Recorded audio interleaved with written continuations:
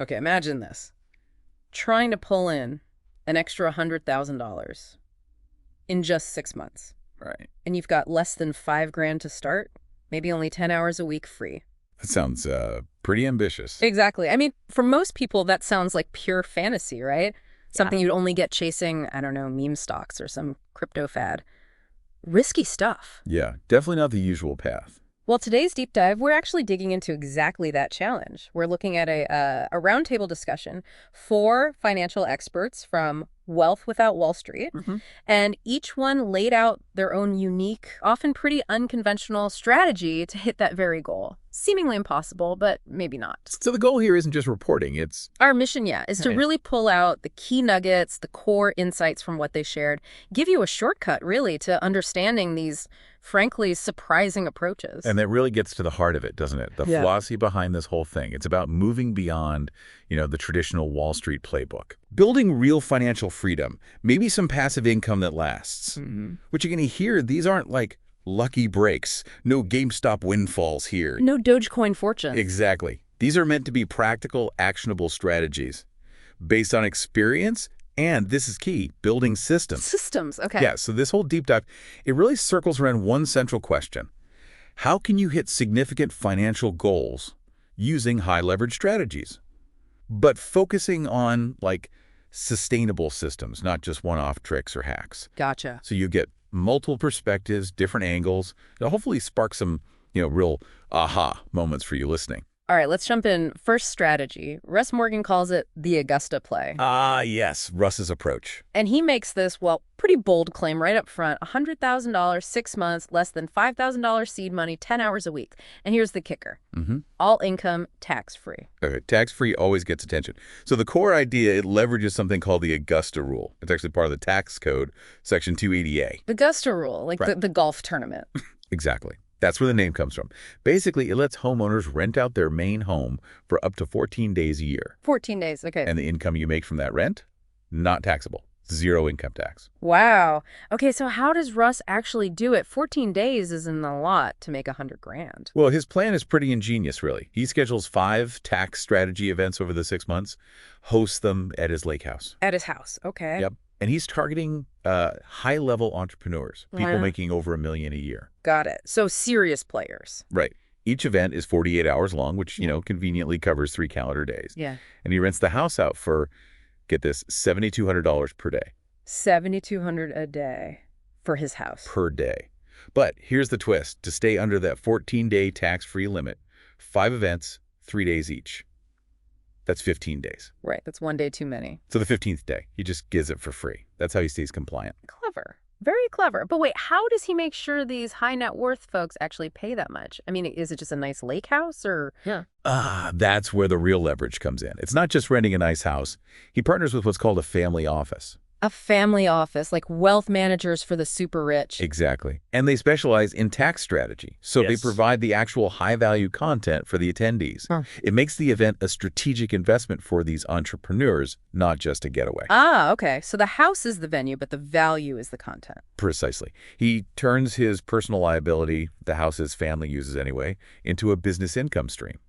And it's backed by a credible partner delivering the goods. It's a high-impact tax-intensive, not just a rental. Makes sense. So that initial $5,000 budget, how does that break down? Okay, he laid it out.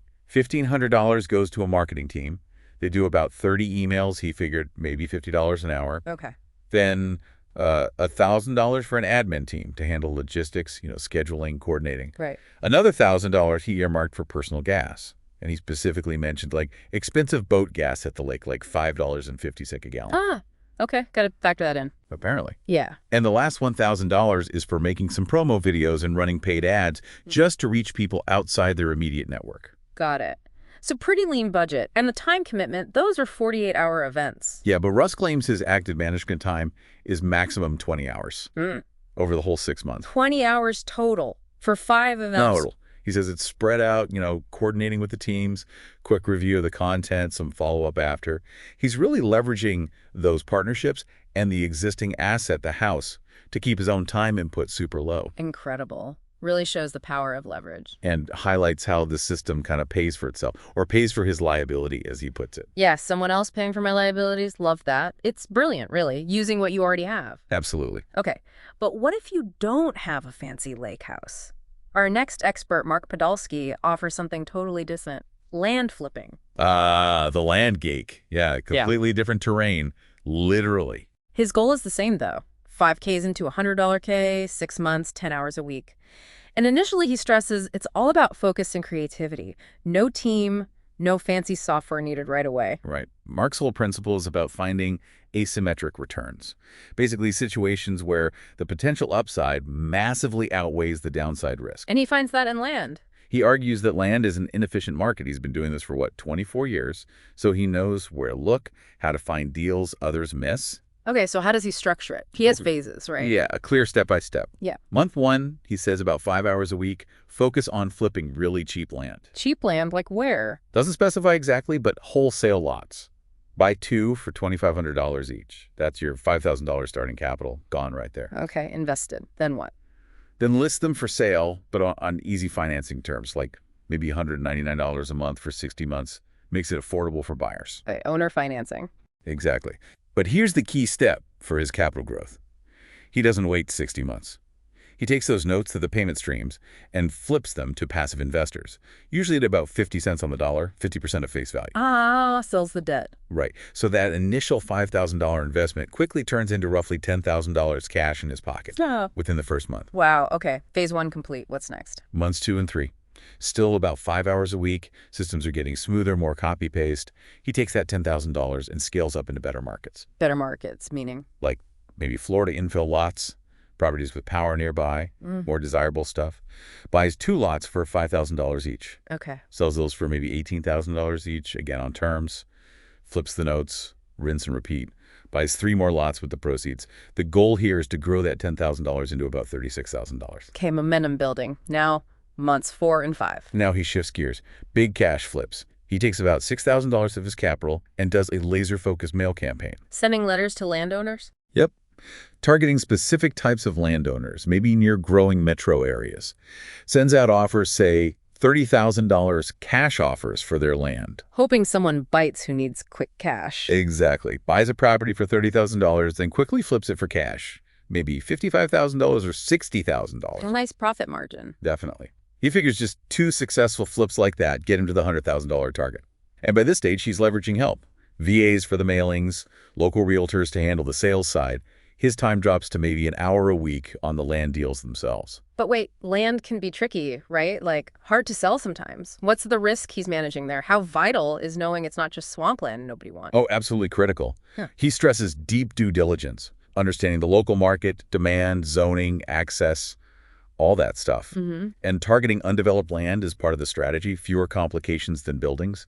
The inefficient market bit comes from finding motivated sellers. People who inherited land, are behind on taxes, just want out. That's how he gets the discounts that make the quick flips possible. Got it. Due diligence is key. Crucial. But Mark's plan doesn't stop at the $100. He talks about ongoing system building stuff too. Oh yeah, like what? He'd spend maybe 2 hours a week building and selling what he calls N8 automations. These are like pre-built software workflows for the land business. Automating tasks. Yeah. Lead scraping, buyer follow-up emails, automatically posting listings online. He'd package these up as templates or maybe set them up for other land investors for a fee. Okay, creating another income stream from his process. Exactly. Or even turning them into micro SaaS products, small, specific software solutions. Aiming for maybe $1,000 to $3,000 a month, recurring revenue from that, or even selling the whole automation business later for like a 4x or 5x multiple. Interesting. Building assets beyond just flipping deals. For sure. And then there's another hour a week he allocates to affiliate marketing and personal branding. How so? Making short videos, maybe TikToks or Reels, showing how he automates his business, talking about the tools he uses, and dropping affiliate links to those tools. Smart. Monetizing the process itself. Yep. So the whole 10 hours breaks down. 5 for the core land investing, 2 for building automations, 1 for content and affiliates, maybe half an hour using AI tools, and half an hour for just high-level CEO thinking and strategy. That's a packed 10 hours. And he mentioned proof of concept. Yeah, he talked about one of his coaches, Eric Peterson, who did something similar with his son. Started with just $1,000 over a year, showed It works. So the bigger picture for Mark isn't just the money. No, he really emphasizes that this is about solving the time problem, too. Building systems that generate passive income exceeding your expenses. That's the ultimate goal. Freedom to work where, when, and with who you want. Freedom. That's a powerful motivator. Okay, from flipping land, let's pivot again. Joey Muir's strategy, becoming the bank. Ah, Joey's angle, using infinite banking. Right. His aim, $100,000 profit. By lending out $200,000 short-term over 6 months, again, the same constraints, $5,000 budget, 10 hours a week. So the core idea here is leveraging the infinite banking concept, IBC. You store capital in specially designed whole life insurance policies. They grow tax-deferred. Okay, I've heard of this. But how does it help you lend money? The key is you can borrow from the insurance company using your policy's cash value as collateral, and typically at a pretty low interest rate, say 5% APR. Borrowing against your own policy. Exactly. Now, that $5,000 budget Joey mentioned, that's only to cover the interest payments back to the insurance company on that $200,000 loan for the 6 months. Wait, so the $5K isn't his lending capital. It's just the cost of borrowing the real capital. Precisely. As Joey put it, I'm only using my $5,000 to pay the insurance company back for the use of their $200,000. That's a huge clarification. But hang on, for someone just starting out, you need a policy with enough cash value to borrow $200 against, right? Doesn't that take significant upfront capital before you even start this strategy? That's a really important point, yeah. Building up that cash value takes time and premium payments. This strategy likely assumes you've already established a well-funded IBC policy. It's not necessarily a day-one move for someone with zero assets. Okay, good context. So assuming you have the policy set up, Joey sees this through a specific lens. Yeah, he talks about his investor DNA. He spent 11 years in the mortgage business, so he naturally thinks like a lender. He says it helps him see things in light of lending, spot good opportunities. Makes sense. Play to your strengths. So how does he actually make the $100 profit lending that $200K? Where do the returns come from? He outlines a few ways. First, charging upfront origination fees on the loans, maybe 1% to 5%, like points on a mortgage. Okay, instant income. Second, adding an equity kicker on flip deals. So if he lends money for someone to flip land or a house, he might take, say, 25% of the profit in addition to interest. Ooh, upside potential. Definitely. And third, just charging solid interest rates. He gave an example of a small $10,000 car loan he did that yielded over 200% return over 12 months, factoring in fees and structure. Wow. And he even pitched a hypothetical deal to Mark Podolsky during their discussion. Imagine Joey lends Mark $50K for a land flip. Okay. Joey charges a 5% origination fee, $2,500, 20% interest, and a 25% equity kicker. Mark's take was that probably 99% of land investors would jump on that deal because they aren't using their own cash. Even with those terms? Yeah, because the projected returns on the flip itself were still really high. Mark estimated maybe 72% minimum yield for the borrower even after paying Joey. So it's a win-win structured rep. That's the idea. It highlights Joey's core leverage point. He who has the gold makes the rules. As the lender, you set terms that ensure profit and manage risk. So that 10 hours a week, what's he doing? He breaks it down into three main things. One, obviously, you got to have the infinite banking policy set up. That's foundational. Right. Two, he says, network like a fiend. Constantly meeting people, talking to people to uncover lending opportunities. He even suggests changing how you answer. What do you do? Just say, I'm an investor. Because, as he says, opportunities find cash. Interesting identity shift. And third is the actual work, due diligence and operations. Vetting the deal, checking the collateral, the borrower's track record, the timeline, making sure insurance is in place, maybe being listed as lost payee, monitoring progress. Sounds like a lot up front for each deal. He admits the initial setup and vetting takes time, but once the loan is out, it becomes more passive, just monitoring milestones until repayment. And the scalability. Huge potential. He sees it as a scalable and repeatable process that can continue on and on. He paints this picture of himself vacationing in Bormo, Italy, getting alerts that loan payments are hitting his account. Nice vision. That's real financial freedom. That's the dream, right? Okay, fascinating stuff. Now, for our final strategy, Sharran Schwasu takes a different tack entirely. Yeah, Sharran's thinking is broader, maybe. He challenges us to think beyond just making the $100K. His focus is building an industry media company. Why? So you build a lasting asset and, in his words, never have to do that again. I like that philosophy. And he starts with some pretty strong statements like, unreasonable goal requires unreasonable effort. Mm-hmm. And this one, if you are not winning, it only means that you are playing by the rules. That's a direct challenge to conventional thinking, isn't it? Definitely shakes things up. He also introduces this concept of 5 tradable assets. It's not just about money. Right. What were they against? Money, obviously. Relationships, leveraging your network. Effort, your time and work, converting into value. Skill, like Mark's land flipping expertise. Yeah. And finally, brand. Brand. How does he define that? As trusted distribution. Basically, your ability to command attention and influence because people trust you. Okay, interesting framework. So how does that tie into a media company? What does he even mean by that? He says a media company basically sells attention for free. Think about it. They act like a spotlight. They educate, provide info, entertain. And then they direct that attention somewhere else. Exactly. Towards relevant solutions, usually through commercials, sponsors, or affiliate links. He cites big examples like CNBC or Fox News, provide content, sell attention. Got it. So how do you build one, starting small, without needing that $5K up front necessarily? Okay, his strategy unfolds like this. Step 1. Identify an industry or even a specific company you trust within a niche you like. Crucially, they need to have good educational content and an affiliate program. He uses Mark Podolsky's Land Geek as an example again. Okay, pick your horse. Step 2. Become the reporter, the trusted source about that company or industry. You dive deep, consume all their content, blogs, podcasts, courses, whatever. Learn everything. Then you reteach it in your own voice, your own style. You tell stories, maybe case studies like the Eric Peterson example. Sharon emphasizes, your job is not to become the land geek. My job is to create a land investing media company. Ah, so you're the curator, the storyteller, not necessarily the original guru. Precisely. Step 3 is building goodwill and brand.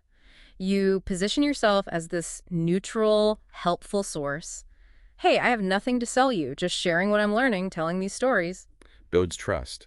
Builds trust, attracts followers, grows an email list, and when people get interested in the actual doing of it, you naturally direct them back to the original source, the company you chose. Okay, I see the flow. But if you're not selling your own stuff at first, how do you actually make money? And how long does that take? That seems like a lot of upfront effort for delayed gratification. It definitely is a longer game. The monetization initially is indirect. It comes from affiliate commissions when people sign up for the original company's programs through your links. Okay, so the affiliate model. Right. But also, as your brand grows, your network expands. Other players in that industry notice you, maybe promote you, because you're essentially promoting the whole niche. Opportunities arise. And there's a side benefit too, right? For your own learning. Huge one. Sharon calls it automating skill acquisition. By constantly teaching and explaining the subject, you learn it incredibly deeply yourself. Like he says, when you teach something, you get to learn it twice. You become an expert almost by default. That's powerful. Learn by teaching. So while the payoff might not be immediate cash like flipping, the long-term value compounds massively as your brand and expertise grow. Makes sense. Are there examples of this working? Absolutely. He points to Mark Podolsky himself. The Land Geek brand is a media company built around his books and podcasts. Russ and Joey's Wealth Without Wall Street, same thing, built by sharing their journey and educating on IBC. Right, they didn't just do IBC, they built a platform around it. Exactly, and Sharon shared his own experience. He apparently grew a real estate company's valuation from $200 million to $1 billion, and agent count from like 6,800 to 27,000 in just 2.5 years. How? Primarily by building an industry media company focused on educating agents. Wow, that's serious scale. So the long-term vision here isn't just a quick buck, it's building that lasting asset, the media company, which enables future income without constantly chasing the next deal. It's pure system building. Every dollar, every hour, every relationship you invest builds on itself. Yeah, you can really see the common threads now looking back at all four. Even though the strategies are so different, Russ's house, Mark's land, Joey's lending, Sharon's media, they all fundamentally boil down to, well, unconventional thinking and leverage. Leverage, yeah. Leverage of assets, relationships, skills, capital. Exactly. They're all challenging the standard ways people think about making money, pushing you to look for hidden opportunities and, crucially, to build systems around them. So for you listening, what's the big takeaway here? I mean, what really stands out is how every single one of these experts, in their own way, they're all focused on systems over just one-off hacks. Russ isn't just renting his house once, he's building a repeatable event system. Mark isn't just flipping land, he's building automation tools. Joey isn't just making one loan. He's leveraging IBC for repeatable lending. Sharan isn't just making content. He's building a whole media platform. Exactly. It's not about finding a deal. It's about building a machine that generates income and, maybe more importantly, freedom consistently over time. And it seems like providing real value, real education is the magnet that pulls those opportunities in. Which brings up a really important question for you, the listener. What's your investor DNA? Reflect on your own strengths, your experiences, what naturally clicks for you. Are you more of a lender like Joey, a hands-on flipper like Mark, an educator like Sharan, an asset maximizer like Russ? Aligning your strategy with who you are seems key. That's a great point. So thinking about all this, no matter where you are right now, financially or otherwise, here's something to chew on. What lasting asset are you building? Something beyond just the next paycheck or a one-time gain. What are you creating that ensures you won't have to start from scratch again down the road? Really think about that difference between just deal hacking and truly system building in your own life.